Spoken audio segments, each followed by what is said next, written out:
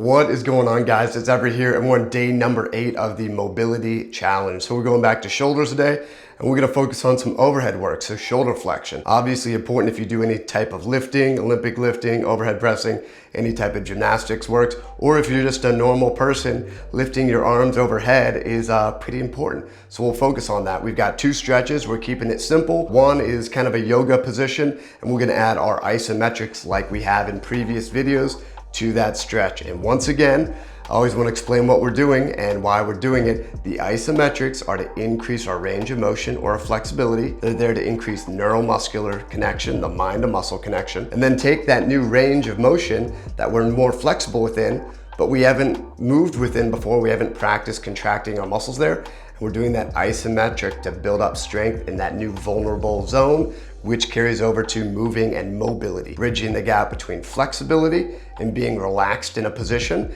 and mobility, being able to move within that position. So let's hop into the first stretch. So first stretch, like I said, it's from yoga. It's called child's pose. But as always, we're not just gonna get into child's pose and say, hey, this position magically will fix my shoulders. We're really gonna pay attention to what our wrists are doing, our elbows and our shoulders, and we're gonna add in deep diaphragmatic breathing to help improve that overhead position. So the way I like to do this is make sure your fingers are spread out. If you do narrow fingers, there's a tendency to be rotating at the elbows of the shoulders. And if you were to look down at yourself, you'll notice like the inside of the elbows rotated up like this on one arm, and it's just not even. And then that translates over to problems overhead pressing, say with a barbell, because your wrists are locked in on that barbell and you don't get to rotate. Or if you do, stuff's gonna go bad for you. So spread fingers. And typically I tell people to wanna reach up with the shoulders. So when we reach like that, we're actually gonna be stretching out the pec minors, which give a lot of people problems, especially if you spend a lot of time bench pressing or doing push-ups. So spread fingers, try to get the elbows, insides the elbows facing towards each other.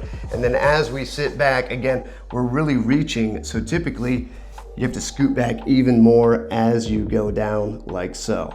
All right. Now the big thing here is 2 minutes in the stretching position, and you might even have to spend more time. And within that 2 minutes, we're gonna be doing deep diaphragmatic breathing. So I have a full video, it's pretty quick, on how to actually breathe with your diaphragm or breathe with your stomach. I'll pop it up here, but the idea is we wanna feel the ribs expanding, and you're gonna feel that in your armpits. And again, it'll increase the stretch. So 2 minutes in this position. Don't be afraid to continually adjust the position and just kind of hunt down the lines of tension you're feeling, sides of the shoulders, armpits, even upper back, and stretch in those positions. After that 2 minutes, it's our isometrics, our pails, and our rails. So the isometrics here will be using the lats and the armpits to push into the ground. It's almost like we're doing the butterfly stroke in the water. We're pushing down like this. Or if you're a gym goer, it's a straight arm lat pull down with bands or a cable machine. We're gonna breathe into the stomach after that 2 minute stretch, and we're gonna get tight everywhere, and we're gonna use 10% of our effort, so think like 10 pounds, and push the palms into the ground, all right? After we've pushed 10% down like so, for a few seconds, we ramp to 20% down. So it's like we added a couple pounds to that cable machine lat pull down. Then over a few seconds, we're ramping to 30, 40, and 50%. We're gonna hold that 50% for 10 seconds. Exhale and relax. Go a little deeper into the stretch. Try to get the chest, the upper chest, closer to the ground. Again, check what your fingers, your wrists, your elbows are doing. Make sure the shoulders are even. And then we're gonna do the opposite. Now the opposite is tricky here. So it's gonna be as if we're trying to pull the arms off of the ground. But obviously gravity is gonna be pulling the chest down. So you wanna make sure you're in like a nice clean space and have a yoga mat, because your forehead's essentially gonna be taking the pressure on the ground. But we're trying to lift the hands and the arms off of the ground. Same type of system. Contract with the rear delts. Try not to be rotating or moving the arms too much, just pull directly off the ground. 10% effort, the hands shouldn't come up much. Ramp to 20, 30, 40, 50% effort. Hold that 50% effort for 10 seconds. All right, so again, we're doing isometrics with the muscles that are getting stretched out longer, and then isometrics with the muscles that are shorter, so we know how to use that new position. And for some of you who already have pretty good flexibility in the overhead position, you might need to make this a little tougher for you. So in that case, I would grab like a bench, and you're gonna be doing the stretch with your hands on that bench or that chair or that couch, and that way you can put your chest deeper through your arms, all right? Doing the isometrics, especially on that regressive rail side where you're pulling the hands up, again, you're gonna drop to the ground. So you might need to brace the chest or the head against something, so that way you can contract all your muscles and try to lift the arms, but you're not gonna fall to the ground. So again, that's a progression if the ground is too easy for you and you're not really getting much of a stretch. Or if you're able to lift your arms off the ground to a great degree, again, it's an isometric, so there shouldn't be much movement at all, if any. So go to a tougher position with a bench or a chair where you can get deeper into that stretch. Stretch number 2 is for the overhead position, but in a different way. We're gonna get external shoulder rotation, and this is really focused on the lats. You can use a doorway, door handle. I've got a barbell here, so what we're gonna do is just grab and have the inside the elbow facing up. Now, a lot of people will start to hike and let this shoulder go forward. So my trick for this, it's almost like you're preparing for, say, like a barbell row or a dumbbell row. You're gonna pull that shoulder back and sit it down and keep that position. You're gonna have some tension right here, okay? And then we'll sit the hips back and down, and you'll feel a stretch right here. To get deeper in the stretch, once again, people hike and they can sit way down like that. Keep this down, maybe even a little arm bend, and sit through. You really wanna focus right here on the stretch. If you get too much of like an angle, that shoulder's popping up. So think about flattening the armpit and having that shoulder back and down. Now you can increase this stretch by doing a couple different things. Kind of round the back, because that's gonna be increasing the length of the lat. You can also, if I'm stretching my right arm, my right hip, I'm pushing it away.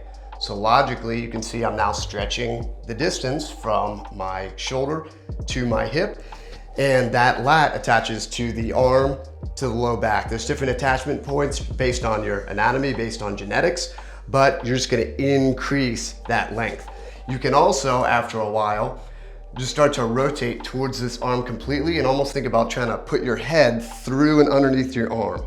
So a lot of variations there based on your torso size.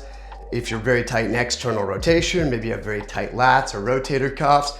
So you do have to hunt around to find lines of tension and stretch within them. But the standard here is 2 minutes. You might do a minute and then adjust it and really feel a stretch. You could finish that last minute, or you could add on another minute, make it 3 minutes total. Again, just like we did in that child's pose position, deep breathing, expanding the ribs, you're gonna increase that stretch a lot more.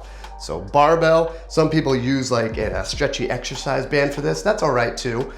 Door handle. Something else you might want to do is actually do a hook grip, which is where you trap your thumb.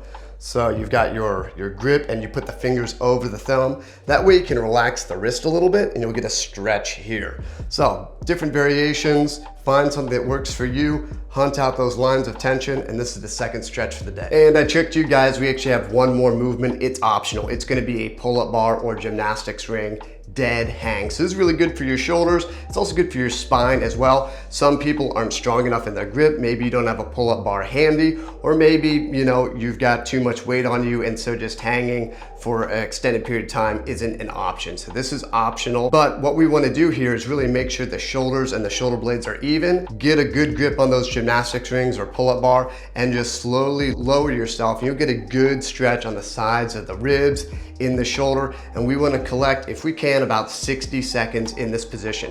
If you're strong enough, knock out the entire 60 seconds. If you're not, break it up. 10 seconds, then 5 seconds, 10 seconds, then 5 seconds, or maybe 3 sets of 20 seconds. Even if you can do the full minute on that dead hang in one set, I would still break it up, because by the end, unless you're really strong, you're gonna start to lose that grip. Your shoulders might become uneven because you have one tighter side. So if you feel that happening at like 45 seconds in, just check the ego, drop, get a little rest, get back into it, and finish the final 15 seconds in a better position. So day number 8 knocked out. At this point, you guys should be feeling some gains in the mobility department. So way to go, good job sticking with it as always.